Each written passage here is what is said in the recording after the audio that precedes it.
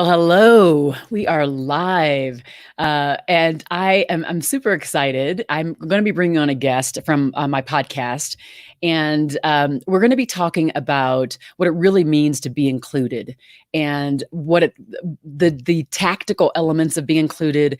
And from both of us, we're going to speak about from the heart on this, our personal experiences, but also just how do we do this in the workplace? How do we actually help people become included? So I'm going to introduce you now to my guest, LaToya Lynn. For those of you who have actually who listened to the podcast, you'll know that she actually was a guest on the show. And as I'm listening to her, number one, I'm just so connected to her. I found her on LinkedIn, and there was a post that she'd put out there, and it was related to what was it related to? I can't remember. Oh, wait. Yes, John Lewis. And so it was like so amazing. And she had a connection to him and she met him before. And I was like, this is so impressive. You have to go back to listen to her episode. I should have that number in front of me. And that's okay. I'll post it later when I share this out because I can't remember the episode number, but it's recent. And so we were in the middle of that interview, and then LaToya said something, and it was about basically the needing to be invited. Like, why do we have to be invited to the table? Why do we have to be invited to meetings or just in the workplace at all? And so it hit me, it struck me. I was like, the invitation, where many of us are waiting for this invitation. And someone said, there was a gal who does D&I training, and she had said something at a training before, and she said that diversity is being invited to the party and inclusion is being invited to dance. And it kind of remained with me for a very long time because it's a very simple way to think about it. And then there's like equity and there's belonging. There's all these other things that we can kind of continue to go deeper and extend on that. But I love that idea. So share that story, share that there was that kind of element of that you brought up about like this idea of being invited and finally you decide to show up. Can you tell that story again? That way we can give some more context to those who'll be joining. So anyway, I'm very thrilled to be actually on the video side or on the podcast side, right? So we heard our voices. Now we get to see our faces. Beautiful as it is. It's the moisturizer, I love it. So listen, I am extremely passionate about really talking about this concept of what does it mean to be invited and how do you really, add yourself to the meeting. And it really came from a place very many years ago when I started off my career as an HR business partner. And shout out to all my HR, practitioners out there listening.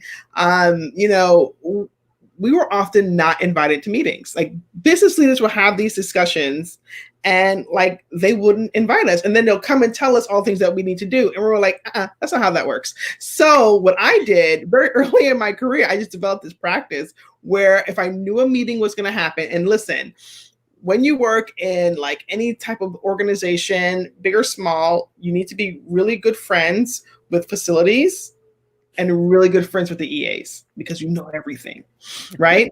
So I was able to have insight to figure out where things were. And then I would then just show up in these meetings. So I would come with my, my laptop and my notebook and my cell phone right on top, and then sit in the room and just take a seat. And, some people would look, some people would be like, oh, I'm glad you're here. Like, things are going to move, right? And I just kept showing up to these meetings over and over again. They were like regular, like weekly, meetings about a particular initiative until I think by the third meeting or second meeting, I was on the agenda item. I was one of the agenda items because I knew that I needed to be there. So I just showed up.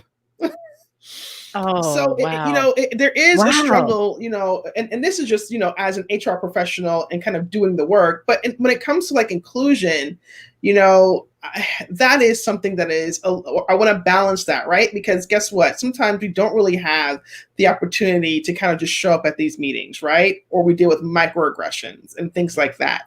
But if you really, part of, in my experience of kind of breaking that mold is actually just showing up. And just being there and having one or two thoughtful things to contribute to the meeting, right? And sometimes it may feel uncomfortable, and sometimes it is uncomfortable, and sometimes your idea doesn't come, but it's the resilience. And I think that goes back to the John Lewis post, right? And what he's all about, right? It's about stirring up some good trouble. that was some good trouble that I would regularly get into. Yeah, having people be brave enough to do that. I mean, really. Exactly. So that's kind of the story and the connection around that. Oh, and actually, so when you, as you're talking about that, it kind of gave me a deeper level, made me think more deeply. Is it's not just showing up physically in physical form; it's showing up with those good ideas. It's like when we are there. So let's say we are invited. When we are invited, it isn't coming upon us to come with a couple really good ideas, some powerful ideas, because it makes then people want to continue to invite us. And so they can see that there's value. I know it's one of those things where it's like, well, really, do we have to sell our value? Well, I mean, I think all of us, regardless of color, has to sell our value in a meeting, right? Because it's like, why are we there and what are we contributing? So you just made me think of that. You made me think of like getting invited or not show up. But then when you show up, make sure you are showing up. You actually have something good to contribute to the conversation. And I want to give a tip. This has also helped me. Everyone knows who the influencers are, the organization. I'm going back to like social psychology, IO psychology, where the informal group is stronger than a formal group, right? So everyone is trying to get into the room with the CEO and trying to have the CEO have visibility and see them. But that's not really the person that makes all the decisions, the people that are around the CEO, right? And how do you get connected with those people that you are of value and you drive results and you can move things along, for those individuals? It makes it a little bit easier for you to get into that. And you can go down a couple of layers, but whoever you see as the individual that is taking the meetings and kind of connecting, those are the people that you want to anchor on. So what I did with those meetings before I, threw myself in there, I mean, I would just like show up, I would do follow-ups with like one or two people and be like, what do you think about this? And try to get them to kind of see my side. So you have like 4 or 5 people that you kind of connected to throughout the week before you have the big meeting at the end of the week. And then you go, hey, what about this? And then, hey, I spoke to Steve and Sally and Bill, and we all discussed. And so you're also, what you're now doing is you've invited yourself, you have the good ideas, and then the next layer of that is you brought people in the room with you, and maybe voluntarily or not, they're like, oh yeah, we did talk about that. They could be agreeing that they heard you or agreeing that they like your idea, but it doesn't matter as long as they're nodding their head. And that's that's interesting. Well, I mean, I think that that's good. That's just plain good practice anyway, is to kind of go around and people might think that as politicking. It's really just it is kind of, because it's gaining agreement in advance. That's what John Lewis would have done. That's what many people are doing, right? They're going around in advance, kind of seeing who the folks are aligned with, what their opinions are. Maybe their opinions are being swayed based upon that. And so I like that idea. And I was just telling you before we got on that I've been working with a lot of clients lately, a lot of folks that are reaching out on diversity and belonging, on diversity and inclusion. And I keep telling them that, I have kind of a very unique lens, and I'm developing right now this keynote that's related to the diversity and belonging, the belonging and inclusion, but it stems originally from my own family, this family story of just not being included, being an outsider, not feeling like I belonged. And then helping to be kind of backtrack, turn it on its head, back itself up, and almost rewind, and then start forward again and say, what could those people have done differently to make me feel like I belonged, to make me feel like I was included, to make me feel like my voice mattered and I was important and valued. And so now it's like, okay, now how do we take those same learnings and put those inside the workplace? How do we help people make them feel like they are included, like they belong, like they're invited to the meeting, like they're invited to the table, like they're asked to dance when they get to that party, right? I remember that. Okay, this is a funny story, totally a side note of this. So many years ago, in law school, I belonged to the Black Law Students Association, and we had gone on a trip. We'd gone on a trip to like another Black Law Students Association, but it was in Atlanta, and I'd never been to Atlanta. And I was like, oh my gosh, like this is amazing. Like people look like me. And I was in Boulder, and I just had never seen a place that people look like, so many people look like me. Like, this is amazing. So anyway, we go to this, we were staying in this really interesting place, and we go to this bar, or go to something, I don't know where we were staying. And it ended up being like more country. We didn't have a car, so we had to like walk to this place. It's more country western. And I go in there, and I'm like, and I'm the only one of, it was interesting. I got asked to dance there. And I thought, wow, okay, I never expected that I would get asked to dance. I don't know. It was just strange. We actually went in. We were kind of brave enough to go in and, but to be asked to dance at like a country bar and I look like me and I just wasn't expecting it. So that idea again, in the most unusual places where we can be feeling like we are included or we can feel like we're not an outsider in a place that you would normally think you might be an outsider. It's like, oh, okay, well, yes, I'll dance. Yeah. So maybe that brings up another issue is maybe, when we're talking about inclusion, the person who wants to be included has to be open to go to the dance. And then when they go to that dance, they show up with those really kind of a couple key ideas that can help contribute more to, just the productivity of everything and just moving forward projects and things as well, right? Yeah, totally. And I mean, what I love about your story is like, it's just simple as that, right? It's being invited to somewhere, going out, and then like having a good time. And like, sometimes in these places, it's a new territory and you don't really know what's going on, all the players that are there, or even how should you dance. But you definitely, like the way you dance was good enough. And then the effect of that is that you were having a good time and everybody was having a good time. And I think that's kind of the belonging side that we need to think about.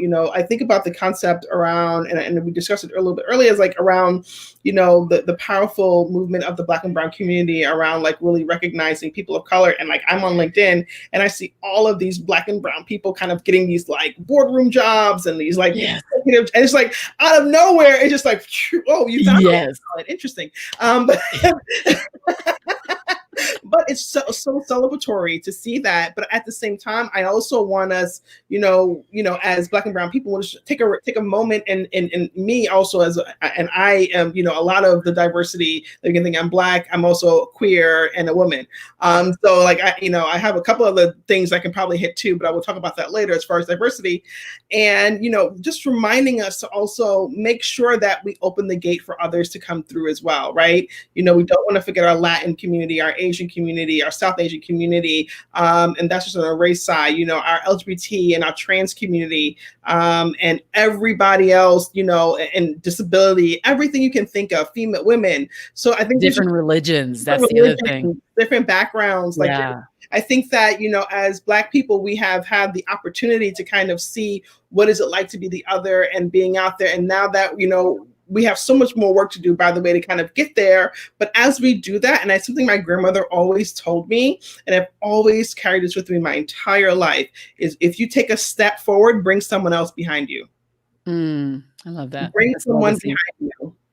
And I think that's the work that we're doing. And that's the work that I'm passionate about doing as well. And especially in my role, and also really connecting everybody together to see, like, there's so many of us, with these different experiences that can bring great to organizations and companies around the world.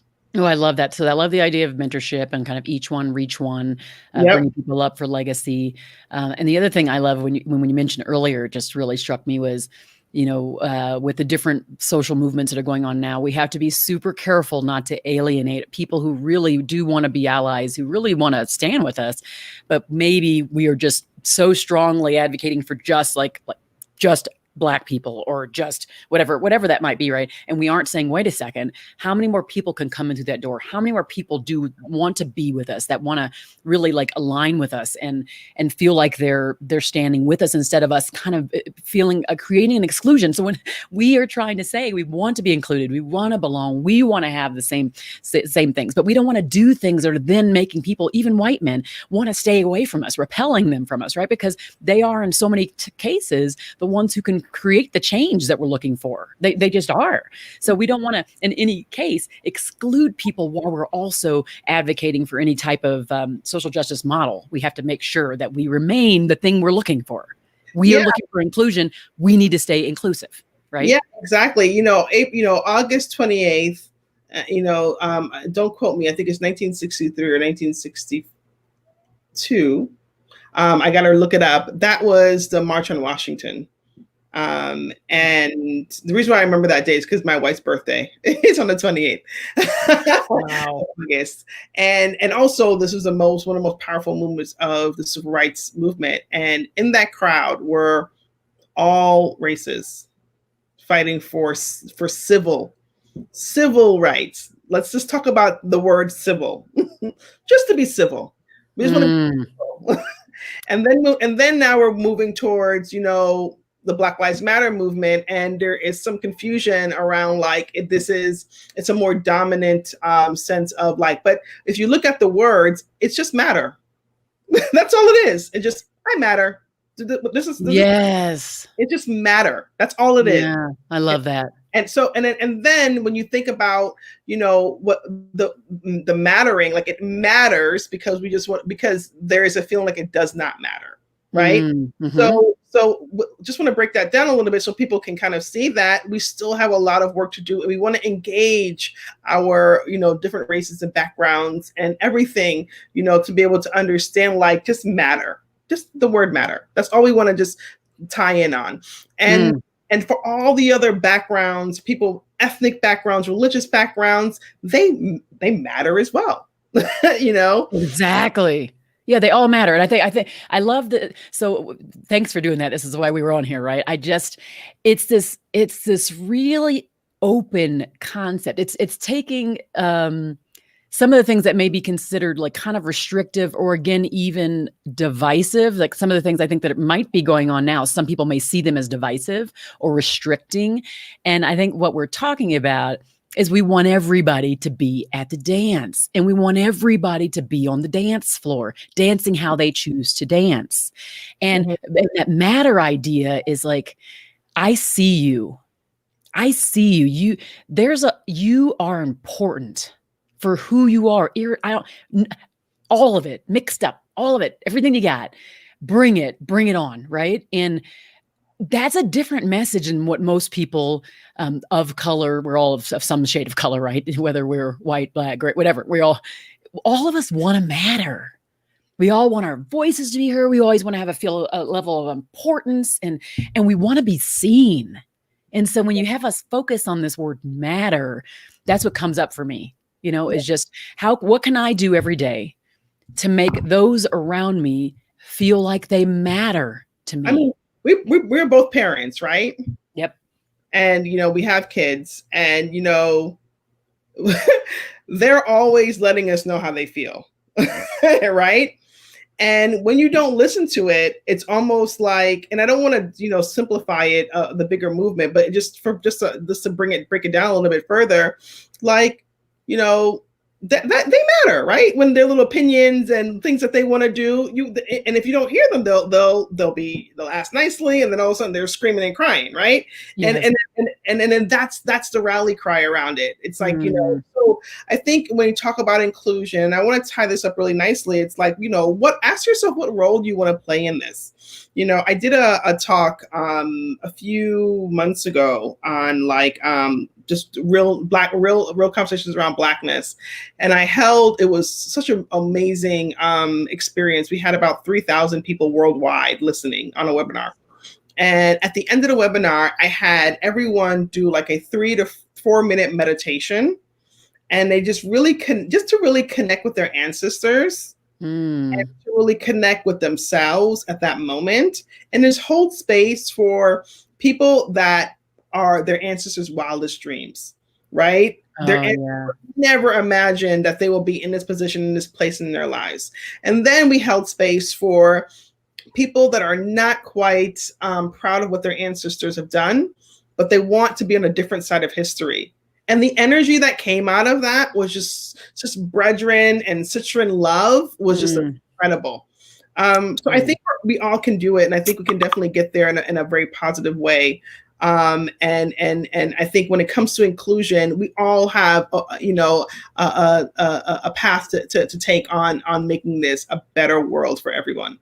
And I want to just say hi so that you all, I see 4 people have commented, so I don't know who's actually out there, so it's hard to tell. So anybody who's out there, I see Afjal Ahmad, thank you, from India. Awesome. Kathy, hi there again.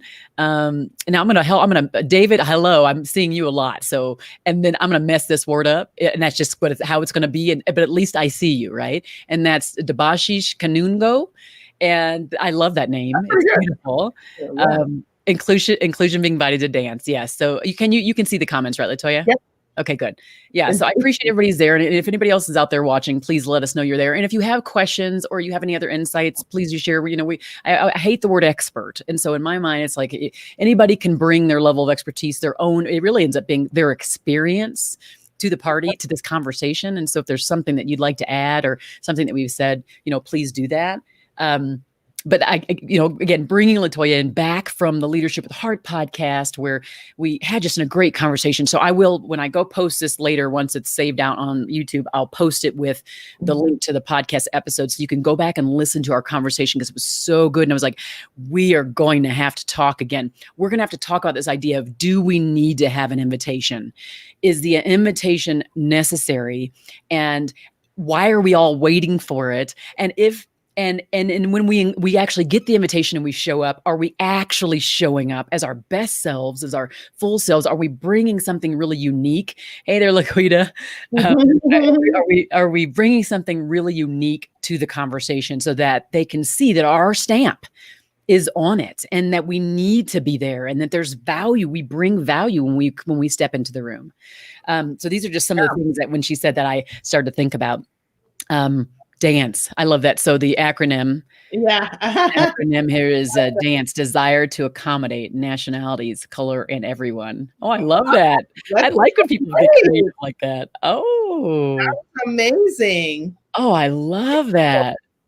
And see, if I end up, I'm not going to steal it, but if I do steal it, I will give you credit. Yeah, that's pretty good. Yeah. So I think that it's so cool to kind of see all of this. And I think, the invitation, to be a part of something, it takes a bit of time, right? Because you have to get rid of all the preconceived,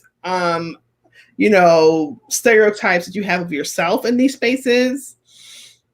And then you have to have some experience of seeing examples of that, across the board. And that's really, really, really challenging. So I think a lot of the work that we have to do is around how do we want to show up in these spaces, right? Like what is the desired outcome, and then what is the actual results of showing up in those spaces? What are you actually bringing, right? You set goals for yourself. Am I going to come in and am I going to make eye contact? Basic things like that. Or am I going to come in and am I going to have one or two things to say? Or am I going to be the person that agrees with everything? Whatever. You have to kind of set your own ROI model on this and just make sure that you are feeling connected to what you're actually trying to do. I think for me, I grew up in a household of matriarchs. So women ran the show. So it was very odd for me to go into these spaces and not have an opinion and not share my point of view and also not be invited. So that was my your frame. Approach this. But I know it's not the same for everybody, right? I think some people have it a little bit differently, right? And it's not about being smartest and having all the right answers and all the things, but just enough to be thoughtful and how you want to show up in your own space and really just not waiting for the invitation, but driving through. And one of the things that I think about when you're talking about going back and kind of, we all, when I think of diversity, I think of how all of us go about our lives with our own unique lens. We have our own frame of reference because of our background, because of what we were taught, because of our environment. Right. And so for me, my foundational stuff was, I didn't feel like I belonged. I wasn't good enough to be included in my own family. So then what happened is over the years, I developed it's still part of the lens. It's still part of my frame. When I walk into any room, when I go do any presentation, it's still at the, right here. Right. And we can go and knock it kind of off the shoulder, but in the end, it's there. It's my frame. And having my diverse background, coming from a Jewish mother and a Christian dad and a white mother and a black dad, and having all of the craziness that was going on inside the family, does frame out how I see the world around me and how I approach it. So if I go into a meeting, so I'm invited to the meeting. And I go into the meeting, there could be that little thing that happened from when I was in the past. It's on my shoulder that would be different than yours, which would be something like, is your message profound enough? Or the value you bring, is it good enough? Like those things come back in the head. And so then I show up in a different way. I may not speak as much. So like you may speak more in a meeting than I would because of your frame. Your frame is different because you were like, what? Not speaking up, not having an opinion, not being invited.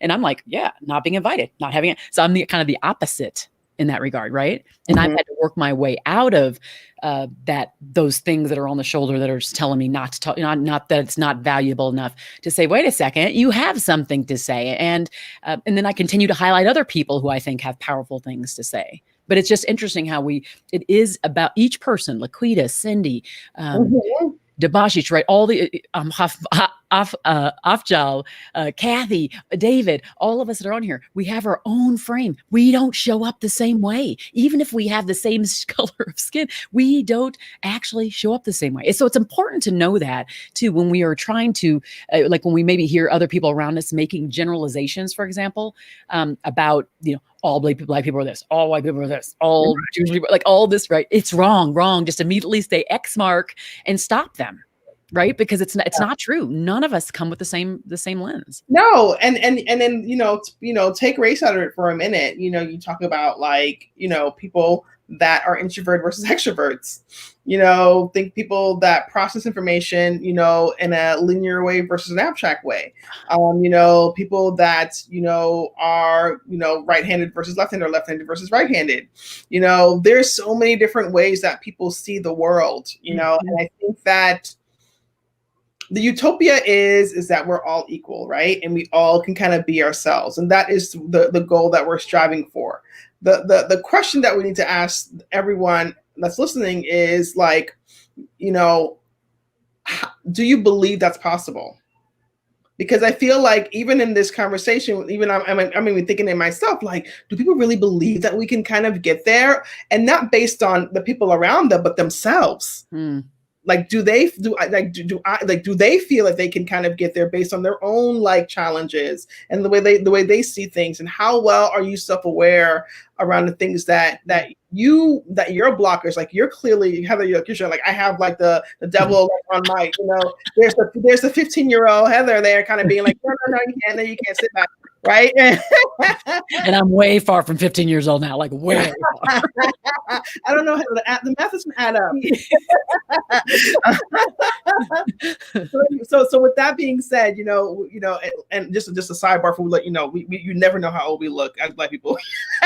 That's a good point. Yeah, it's a benefit. It's a benefit. That's the benefit. But the point is that it's really just making sure you understand that, because you're so right. It's not about like these generalizations. Like me being a Jamaican, woman, Jamaican culture is out there. Like it is a tiny island that everybody in the world knows about, because Jamaican people are always talking about being in Jamaica. Even now, I can't even help myself. I'm still talking about Jamaica. So, culture, right? And people think it relates to Bob Marley and it's laid back. It's not really that laid back, actually. In reality, it's very like forward, and you're out there, and you are this, and you are great, and everyone is great, and everything is like that level of intensity. So, but that was something that I was uniquely born with. If you maybe ask a cousin or maybe my sibling, they'll be a bit more reserved. They'll be a bit more like not. So it's just how you carry yourself. And I think that's important. I think it's important for us to really soak that in a bit, because we are like, the world we're in right now is taking in like we're talking about large groups of people as one kind of monolithic group of people with one equal experience. And like, I can't, people say, why don't you speak about diversity and inclusion? Well, I can speak about my own belonging story and what that looked like. But I personally don't feel comfortable talking about the plight of all African Americans over the history of all of our, I don't feel comfortable about that, because I have such a unique frame. I have come an Orthodox Jewish family, hello, and then an African American, it's very odd. And so I know that, I recognize that I can't speak fully to that experience, but I can speak fully to mine and help you find parallels in your life inside the workplace and what that looks like, right? And so that's kind of the reality of the truth of my matter. And there's a truth of everyone's matter that's on here. So, okay, I see that. I love, David, this was a good ad, and you have to be allowed to show up as your authentic self without judgment and criticism. Amen. That's so true. I think that's very true. Let's see.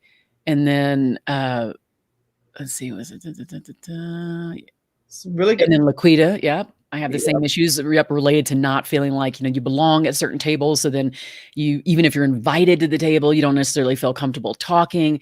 And then you mentioned, we should all embrace our uniqueness and greatness because we all have something to share. And that's true. And that's true in and of every individual. And so I don't know, the way I kind of walk about life is, I don't my goal is to uplift everyone around me and to let everybody see that they're important, that they're valued, that as they're sitting next to me. Don't care their background, don't care if they came from an impoverished background, don't care their color, don't care their religion. I don't care. It's there. I care that it's you, it's who you are. I don't care because what I care about is you as a human. And I want to make sure that you walk away feeling like you are like I saw you today, Mm-hmm. that you are important just in and of yourself. And Mm-hmm. because that's my focus, I just all these other things to me, they actually provide more distractions for me in my human focus. My human focus is there, and so everything else for me is kind of a distraction. So Mm-hmm.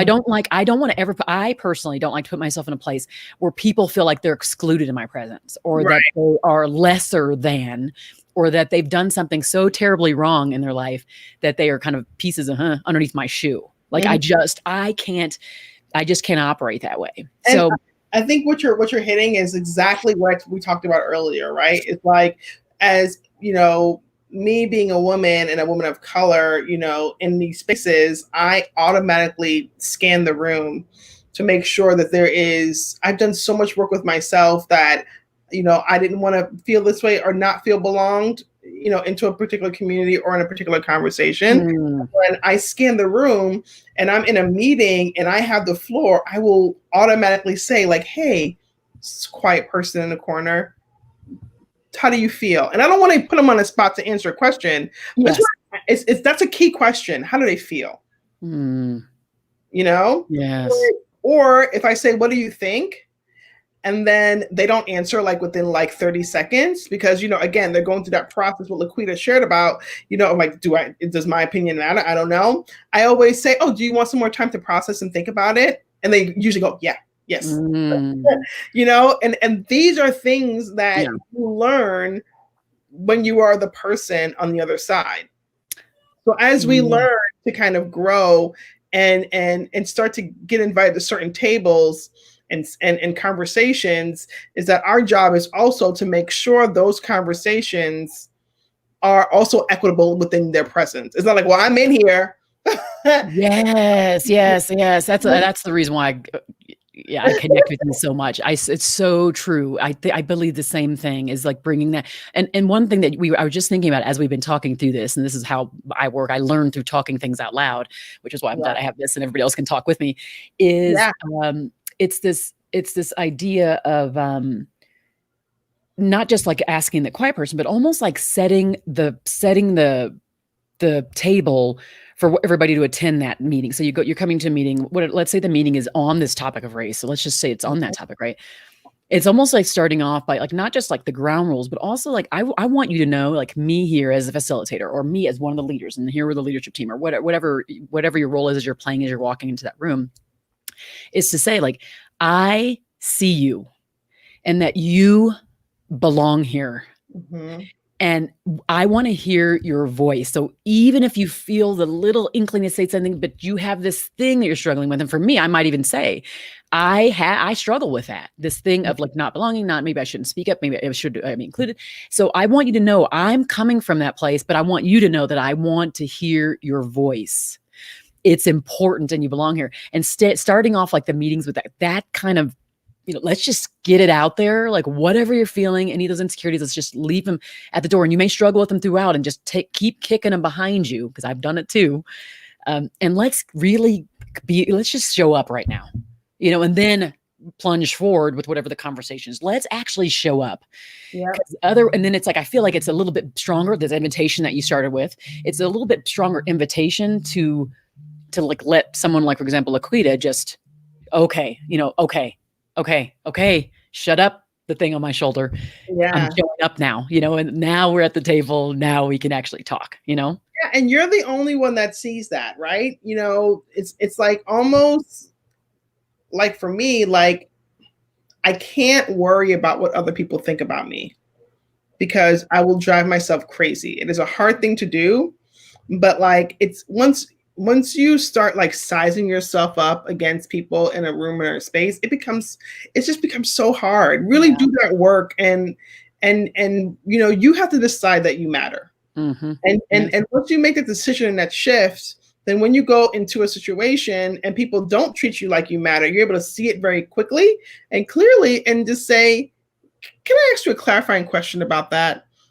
I love that. You know, yeah, you just kind of when people are, you can tell if they're kind of like challenging you, like, oh, you know what you're talking about. You go, well, what do you mean by that? Can you just give more? Give me and usually people are kind of like, you know, and it's a dialogue because you know when They're people not are, expecting it. you're not expecting it, and like and that's the part that people are afraid of, right? They're afraid of they're going to go into this situation, they go into this space, and then you know when they say something, the whole thing is going to fall apart, right? And I think that you know it's just baby steps, and the first step really starts with you. And now I want to talk about the reverse. Like, let's say you know what are the situations where you know you go into the room and you know you're completely shut out, right? And you don't know what to do. And I think that is, you know, that is a harder mountain to climb, but it's climbable, right? And I got the best advice from an executive. One time I was like kind of tripping all over stuff. I was like really junior in my career and I was kind of like all over the place. Like a little sloppy dog. Yeah, I was like super eager and like ready to go and do, but like not like taking a minute and thinking about anything because I was junior. And I remember I sent this email and I was so afraid. And the leader was like, I was like, oh my God, I'm so sorry. I mean, you're going to be really upset with me. I don't want you to think about me. And like, I really want this opportunity. And I really just don't want you to think anything different of me and so on and so forth. And he literally, I never forget this. He was like, LaToya, do not worry about what I think about you. Worry about what you and I need to drive for the business. And that just clicked for me. So when you feel like you're in a space and you're in a role, and in your role, you know, people are kind of like not inviting you in and you got to get into these things and you feel like you can't climb up, focus on what you need to drive for the business, not the personal relationships. They will fall in line over time. And that's a hard one. That's a hard one. Yeah. If you're especially like with me, I'm a people focused, like that's everything. My life is about people. I mean, my book has like 80 people in it. I mean, it's all about people and relationships. So I could do it because I play a lot of mind games with myself, right? The reframing and stuff I already do. And so it would just be, I think for anybody here, it would just be a mind game we'd have to play to say, okay, like removing like the emotion of the relationship, removing like what I know about this. And it's like this thing that we're focusing on, we're moving this forward. And how am I going to bring my best gifts to the table? And not worry about what other people are saying. You know, I'm going to put this on here from Debashis. And so how to train our generation, our children to train our mind to remove subconscious bias. I do not think it will be difficult to train to be self-observant. And I agree with you. I do a lot of that training. Thank goodness I train others, but as I'm training them, I need more of it too. The self-observation, and like what Andrea says here, you know, it's not that we don't all have bias. It's what you do when we or others recognize it in us. And so what do we do about it when we're in a room, even in our RN, because we're sitting there, every single person in their shoes, we all have bias. So when we're sitting there, do we scan ourselves to say, when this person over across the room is talking, and this person has a background, whatever that background is, I'm making all these assumptions. And the next thing that comes out of my mouth is the next thing coming out of my mouth based upon the assumption I'm making about that person and the bias I have. Like, so it's like having to constantly do that, which sounds a little bit exhausting, but it's super necessary. It is necessary, or else we're not meeting people where they truly are. So I just want to shout out really quickly, just in this chat, like, okay, I was very impressed by your podcast setup But this whole like featuring like thoughts and questions on this LinkedIn Live, Heather always, you always got everything set up. This is just like high quality. Oh gosh. Well, thank you. I love to hear people's voice. Listen, creating a listening culture, listening to people, it's my job. It's what I do. This is the work I do. Is how I've gotten where I'm at. Showing up in all kinds of ways. I'm on this call with you. Like, go ahead, Heather. I love this forum, and I love to bring people to you to it because there aren't many that I have brought here, but when I'm in those like podcast calls, it's like, oh, like something will just hit me, and I'm like, I have got to get you on that live show where we can get some interaction from people, because what happens on the podcast is I don't know who's listening. I get people referring me to people because they've heard the show, but I don't know every person. In this case, I can see people's names. I still don't know every person, but at least I know every person who's interacting, and I know some of the people in this chat. So that's cool. And I can continue to build a relationship with them. Like David's been with me we've been interacting for a very long time. And LaToya was with me on my very first book. I mean, so it's just like, yeah, this is, so you're creating your own like inclusion. Yes. You're inviting everybody to dance with you in these conversations. See, this is absolutely fabulous. It doesn't it like put hair up on the back of your neck and on your arm. Yeah, it's so great. So look, I think, sorry, I cut you off. I'm just so impressed with the hydraulics of this. Well, I'm impressed with you. So look, we got two mutual admiration people here. Awesome. Yeah. I mean, listen, I think that, when we really think about the things that are really important to us, and I think the question around, how do you train the body, like how do you train youth, and I think a lot of it has to do with, as when I was growing up, my mom was of the generation of like children were seen, were seen and not heard, right? Yep. And that was her generation, and she just didn't want that for her kids. And on top of that, my mom would always ask me about how I felt about things. So she constantly reminded me. I remember when I was a kid, and we as parents, Heather, we kind of like use your words, like right? Exactly. Right? Yeah, what are you doing? Shout out to all the parents out there, like really kind of connecting in that kind of way. My mom would always say to me, like, how are you feeling? Well, how did that make you feel? So it always trained me to kind of think within and not ride the wave of the emotion that I'm going through, or not ride the wave of the environment that is pulling me in one direction. But like, if, let's say something as simple as like, I don't like chocolate cake. How does that make you feel? Right? And I had to break down, because it makes me feel like I might not enjoy it, and the taste isn't good. And I like to, and I had to kind of go through this like narrative of like making that connection. And I think that helps with people being more introspective and self-aware. Now, can we do that with adults? I do it all the time at work when I coach. It's more like, how does this situation make you feel?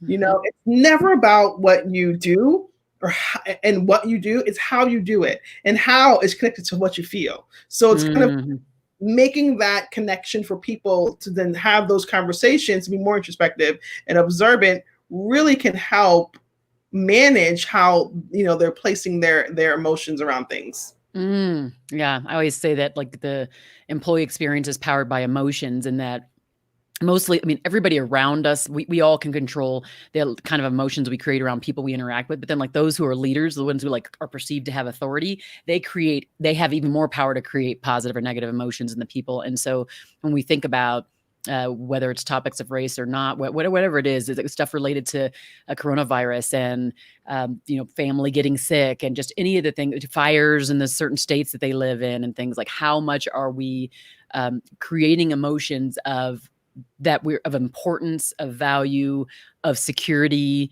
all of the safety, all of those things that now people are looking for entering the workplace or even at home and just figuring out interactions. How much are we doing that right now? It's just pretty paramount to be thinking about that. How much are we doing that? And we ask ourselves that question. The interaction we just had, was that one that left them feeling like the emotions were more positive. Did they feel heard and seen? And there's these are all foundational, but they're kind of like when you think about like Maslow's hierarchy, there's some of these real foundational things that people, they need, like the idea of eating and shelter and all of that. And work is the thing that actually allows them to get there, because they don't have the shelter and the food if work doesn't get there. And so what do we do at work to help them fill all of those basic human needs, that of being seen, of wanting to belong, of wanting to hurt, of being included? These are still foundational things. I want my voice. I want to know that when I open my mouth, people hear it and they don't just like ignore it. And, very, very critical to just us as humans. I love that you mentioned Maslow. I went to Brooklyn College, and my chairman for my college was one of Maslow's students. Yeah, so and on the industrial organizational side, and Dr. Bessentine Chenoweth, he's retired, I believe. And I think what is so critical about the movement around how we view work and the future of work is, I want to say the hierarchy has absolutely changed. I think there are some layers that don't exist anymore. In most organizations, I think when I say that, I'm in the startup growth tech space, right? And when it comes to like shelter, and when it comes to like safety and security, that's not a thing, right? When you work in startups, and like everything is up to change, even all of that, you kind of lose that like sense of like, and like and your basis will be covered. And also when you think about people that are, in different generations, like millennials and up, Gen Zs and Gen X, like there is no big concern around like, am I going to be able to eat and pay my rent? Because we move around jobs a lot, like there is. So when you think about I think the layers is the belonging and self-actualization. Self-actualization is like right there on the top, but actually it's like that's a good point. I think it's like the whole thing, because it really is. Particularly this next generation. You are right. That's true. Yeah, it's like what I do needs to matter. Yes, it needs to matter all the time, and I need to belong. And it also needs to drive an impact. Yes. All in the same time. Yes. And I need to be promoted every single year. So yeah, exactly. I'm not sure if she's watching right now, but I have my first employee. I have like folks that I work with that are amazing, that are not employees. And I have my first employee, and she's like in her 20s. And I have the same philosophy. I'm 49. I'm just going to go ahead and put it out there. And for me, I want to be moving fast. I want to be moving up. I want to have all the things you just mentioned. It might be more like younger generation traits, but I have all those things. So when I'm working with her, I'm like, okay, so what's the next thing you can learn so we can move you on? What's the next thing? When can we actually replace you with someone else so that you can continue to grow as a person? And like, that's my frame, because that's my frame. It's my personal frame. So then when I'm with her, I'm like, come on, let's do it. She might be like, wait, stop moving me so quickly, but I'm trying to do that, and I think that's the key, is that let's not pigeonhole ourselves into that kind of generational view, because in the end, many of us want a lot of the same things. And let's also say, let's meet the people they're at and say, what do you want? Yeah. What are you looking for? And let's try to help them get there. Yeah. So I guess even in that example, I think work has changed. I mean, even with this pandemic, I'll be at your house in Colorado on a couch talking with you. But because, we need to be virtual, like that has also shifted, right? As far as like self-actualization, what do people really want? What matters? Many of us are at home, and many of us are like kind of like staring at the ceiling, kind of looking up and like, who do I want to be? Even, in the bed next to them, like, who did I marry? Like everything is everything is up for grabs, right? And I think this is such a beautiful time in the world, kind of turning poison into medicine, the poison of COVID, and into medicine to people kind of having this rebirth of who they are and what they want to be. In all these different categories. So yeah, you're totally spot on. Yeah, I think everyone is thinking about this. Oh, this is great. And we got like Linda's on here. She says, this is useful, instructive talk, LaToya. And Heather, I have 2 clients who are looking for positions in corporate D&I. So I'm learning a lot. That's awesome. Thank you. We're living some of it, and we're learning as we go. That's how I look at it. And then here you go, my new team member, lover. She is just a moving and a grooving. So there she goes. Laquita, okay, so agree. I am intentional about using I statements when sharing how a comment made me feel. This will hopefully help the other person to pause and think about what they said, leading to a conversation on how we can resolve the issue. I like that. That's great. And I know you've shared things with me in the past, so I know, there's been different interactions, and we this is just a complicated right now, wrapping up some of this time together. This is a complicated time. We've got so many layers of trauma happening right now. So we got, just again, that foundation of like the coronavirus, the COVID, and all of this, just the stuff that's happening around it with the illnesses and the financial instability and the unknown and the concerns there. And then we have kind of the issues related to the kind of the racial unrest and things that have happened, and organizations trying to figure out what are their very next best steps for their people that are more diverse backgrounds inside their workplace. What should they be doing? And they're not as educated, and they're trying to catch up, and they're trying to learn. And then you have like even another level. This is a safety and security stuff. There are people who are living, depending on where you're chiming in from, there are people living in spaces where there's fires, active fires happening, threatening homes. They're threatening their ability to breathe. I mean, so we have all of these levels. And so right now, I think the biggest thing that we need to do, as leaders of people, especially, but just individual in our shoes, is to show up as amazing listeners and people who have the ability to act out of compassion. So like empathize with the person, but then figure out what our very next best step is to support them in the traumas, because we all are going through it, and some of us are going through higher levels of it. And so what can we do? What can we do? Yeah, but I mean, totally. And I think what happens in all of those things you describe is that what we do as people is we go back to basics. We go back to the ABCs, right? And we think about like what really matters to us, right? Our family, our friends, like now people want yard spaces. Now people want like all these different things. I'm from New York. That was a big, Manhattan is empty, by the way. So if anyone's looking to real estate this, but I think if we go back to basics, right? People are cooking more at home. People are just living how we lived like many years ago. I think maybe for some, I don't really believe in like any of these conspiracy theories, but it is very coincidental that we're kind of in this space right now and that we're doing all the basic things. Spending more time with our kids, having more conversations with our family about big things.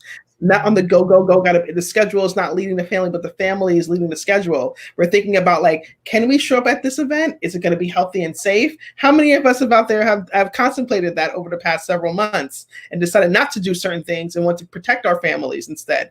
So like, we're just getting back to basics. And I think we needed a refresh in some areas. And I think that's the kind of the journey of turning the poison into medicine. Just remember, I think for everybody that's yeah, Linda says New York's, NYC is a lot emptier than when you visited. When I visited there, I was able to visit Linda at her home, beautiful place over there. And yes, I mean, I'm sure it is. I mean, a lot of things have changed for many of us. And I think my kind of my last thoughts, and I would like you to give kind of last thoughts too. When we started off this conversation, the conversation related to the invitation, whether we are waiting for an invitation to be at the table, whether we are the person inviting people who look different or have a different background than us to come to the table. But when we come to the table, are we showing up as our true selves? Are we in a place where we feel like we can be that true self? Are we a leader who allows others to be their true self? So kind of being really introspective about how we allow this invitation to play out in the workplace. And we have a role to play, and we have a choice in the role we play in that. So I want you to be kind of pensive. I want you to be thinking about that. Those who are out there, what role do I play? What action can I take to make sure that invitation gets to the right people, and that when they get there, they're allowed to kind of be who they are at the table? And LaToya, what might be your closing thought? I think my closing thoughts is like, I'm so happy to be here, and this is so fantastic. I love having these conversations. And I think for everyone that's out there, I think you already kind of know what the right thing to do is. I think it's a matter of just having the courage to do it, and really deciding on, if you're a person that needs to invite people, invite them. If you're a person that got invited, invite someone else behind you.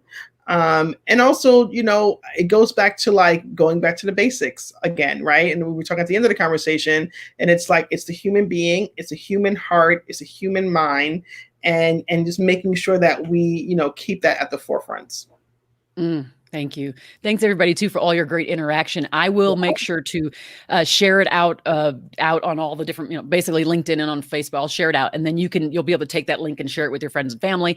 And then I'll also make sure to loop in the podcast episode that LaToya was on, so you can go in and listen to the richnesses there that actually sparked my desire to have her on one-on-one. She's so amazing. Thank you so much for joining. This has been great. Be well, everybody. Stay safe. Bye.